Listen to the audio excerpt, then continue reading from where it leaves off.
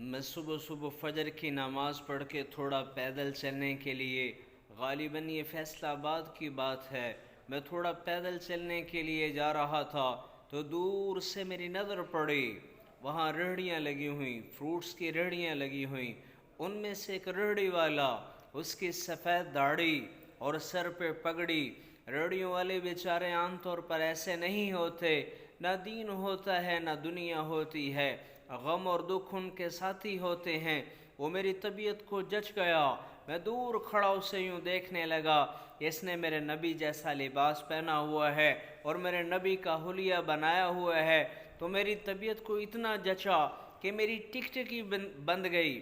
میں یوں دیکھ رہا تھا، پھر میں اس کے قریب سے گزرا، میں نے پھر یوں پلٹ کے دیکھا۔ کون ریہڑی والے کو پلٹ پلٹ کے دیکھتا ہے؟ میری طبیعت کو وہ اتنا جچا کہ میں نے یوں پھر پلٹ کے دیکھا، تو میں نے کیا دیکھا کہ اس کے سامنے ایک سیبوں کی پیٹی پڑی ہوئی تھی، ایک ہاتھ اس نے پیٹی پہ رکھا ہوا تھا، دوسرا اس نے ریہڑی پہ رکھا ہوا تھا، اور اس کی آنکھوں سے آنسو بہہ رہے تھے۔ ٹھپ ٹھپ خاموش فریادیں۔ میں آگے بڑھا، میں نے کہا بابا جی خیر تو ہے، خیر تو ہے، کیا ہوا، کیا بنی؟ وہ کچھ نہیں بولا۔ اس کے سامنے جو سیبوں کی پیٹی پڑی ہوئی تھی، اس نے میرے سامنے یوں الٹا دی، اوپر اٹھائی تو میں نے کیا دیکھا کہ سیبوں کی جو اوپر والی لیئر تھی اس میں بڑے اچھے اچھے سیب تھے، پر نیچے سارے ادگلے سیب، ادگلے سیب۔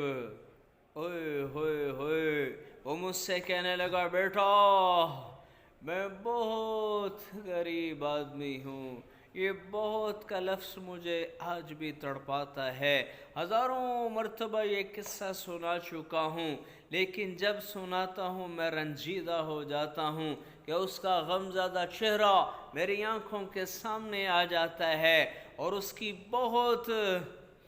اس نے میرے سینے میں خنجر کی طرح اتار دی۔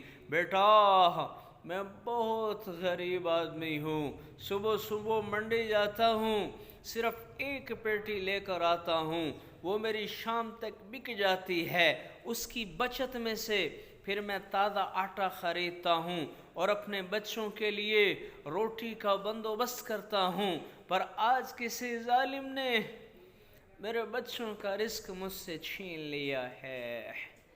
جب اتنی سطح سے ظلم ہو رہا ہو، پھر حکمرانوں کے آنے اور جانے سے کچھ فرق نہیں پڑتا ہے، پھر فوج اور پولیس کو گالیاں دینا نادانی ہے۔